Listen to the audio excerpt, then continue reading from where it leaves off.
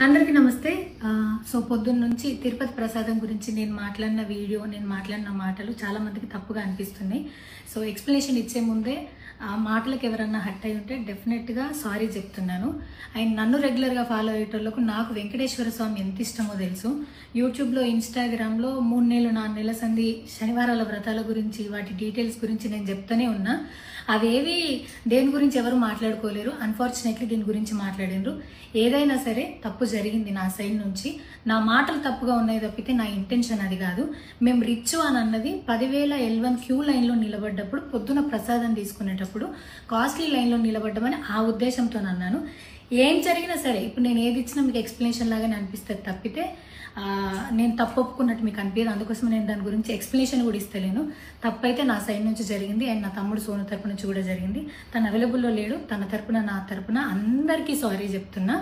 So నా ఇంట్లో వెంకటేశ్వర స్వామి, నా చేతి మీద వెంకటేశ్వర స్వామి, అన్నిటికన్నా ముఖ్యంగా జీవితంలో నాకు అత్యంత విలువైంది నా బిడ్డ.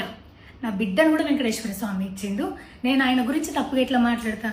అస్సలు ఆయన గురించి తప్పుగా మాట్లాడా. ఆయన గురించే కాదు, నన్ను రెగ్యులర్గా ఫాలో అయ్యేటోళ్లకు నేను అన్ని మతాల దేవుళ్ళను మొక్కుతా, అందరి దేవుళ్ళను మొక్కుతా.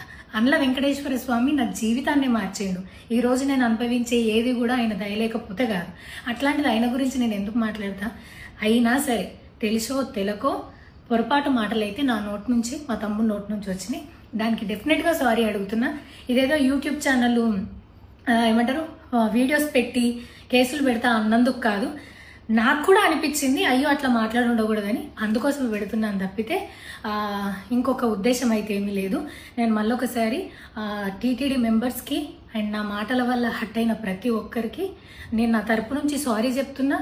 అండ్ ఇంకోసారి మళ్ళీ ఎప్పుడు రిపీట్ చేయను. సో నా సారీని యాక్సెప్ట్ చేయండి. నన్ను రెగ్యులర్గా ఫాలో అయ్యేటోళ్లకు నాకు వెంకటేశ్వర స్వామి అంటే ఎంత ఇష్టమో తెలుసు కాబట్టి వాళ్ళందరూ నన్ను నమ్ముతున్నారని కోరుకుంటున్నా.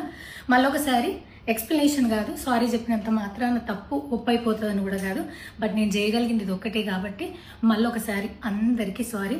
అండ్ డెఫినెట్గా ఐ ప్రామిస్ ఇంకోసారి ఇది రిపీట్ అవ్వదు. Thank you.